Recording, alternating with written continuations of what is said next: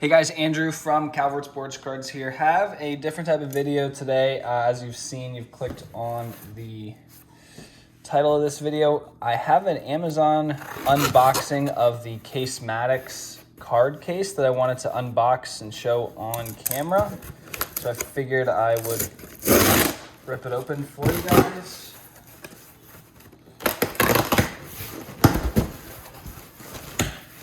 This was about 35 bucks on Amazon, I believe.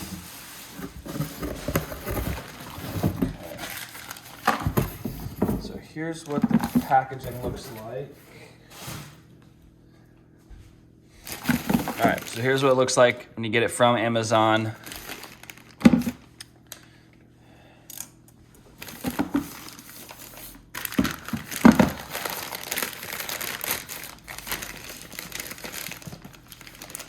If you're like me and you have a little bit of Amazon gift cards or money from Christmas, spent it on cards. I got some cases.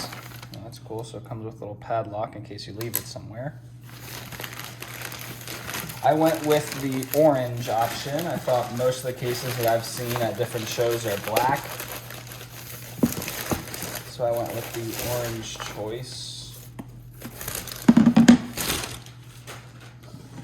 All right,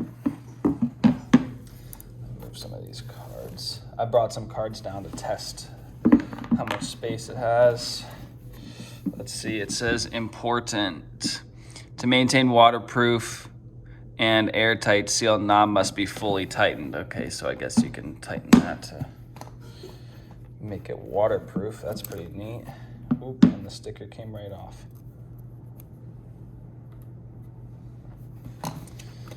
All right, how does one, oh, just like that. All right, and we're in. Foam customization guide. Place the devices in desired position, trace their position if needed. Right, so all of these little foam parts, they're like a whole bunch of little cubes. As you can see, I just pushed some in. I'll do it carefully here, but I might have to cut the video after I dig some out here. But let's grab a PSA card. Good old Tom Wilson. So we would see how wide it is, or if you wanted to stack them up vertically, you could just cut it out and then see how many you could fit. Let me just see if I can pull.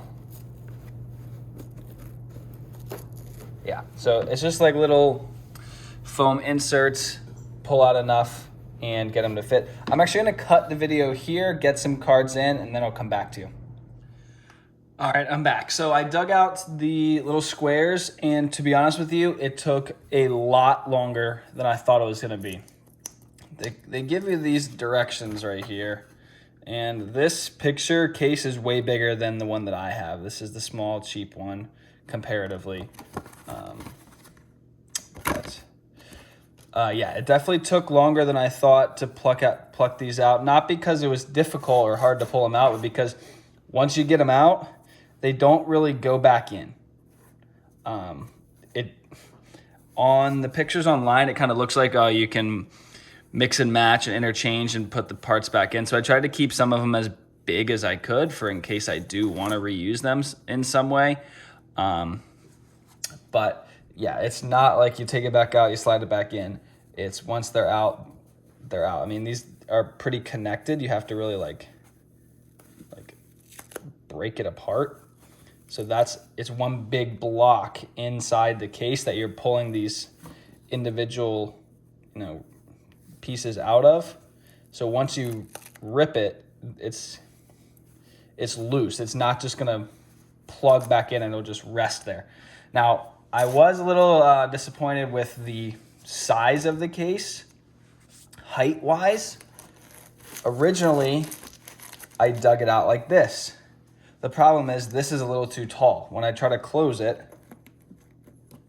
it's not smooth. Like I have to press down. I'm not trying to do that. The whole point of getting a case like this is to protect your cards. So eventually I just opted to dig one more row out and lay them flat like this. The problem with that is even though it does close, see how that was so much easier, right? Nice and snug. They do move. They will shift a little bit. See, slid over. So it's not the perfect scenario, but I do think that this is still cool. It's still, worth it in my opinion, just because if I'm throwing it in the car, or I'm carrying it around at shows or whatever, if I only bring a couple of things and don't have a table.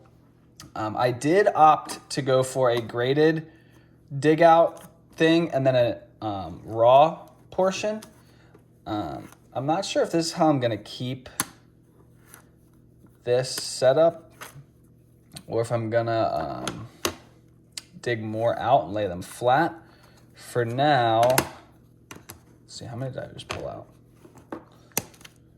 1, 2, 3, 4, 5, 6, 7. So I fit 7 one-touches in here. That last one fits pretty snug, so they're not going anywhere. I could see, let's see if they lay flat.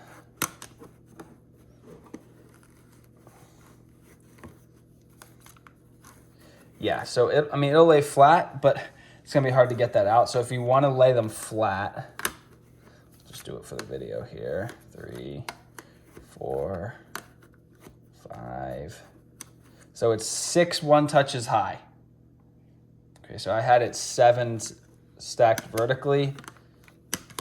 So the Amazon link that I saw said it fits 29 PSA slabs. Now I don't know if that's digging them all out or how whoever wrote that determined that it's 29. I definitely have less than that, but I also have a lot of one-touched, not graded cards as well. Let's see how many I have here. I don't even know. 1, 2, 3, 4, 5, 6, 7, 8, 9, 10. So that's easy enough to remember. So it fits 10 high, stacked with 7 one-touches right there. You can customize it however you'd like. You could fit some more one-touches here if you wanted to kind of fill it out. That might be a way to go. Unfortunately, you can't stack vertically like this with one-touches either. I was thinking about doing that for this row. Reason being is that there's a foam padding in the bottom here that doesn't come out. It's kind of like the roof here, or it's not, if it does come out, it's not customizable. So, I mean, I think it's cool. I'm not sure if it's worth the 35 bucks. I had a container that I was using before this that worked just fine. That was mostly for my raw cards that I was just kind of shoving in there. But yeah, let me know what you guys think. It's not the biggest case by any means, but it does do the job. So yeah, it's not super big.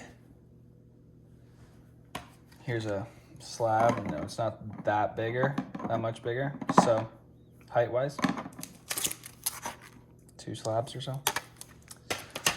So let me know what you guys think. That was the review of the Casematix card case. I'll put a link to where I got it on Amazon below, maybe if you want to check it out. But yeah, until next time, I'm out of here. Peace.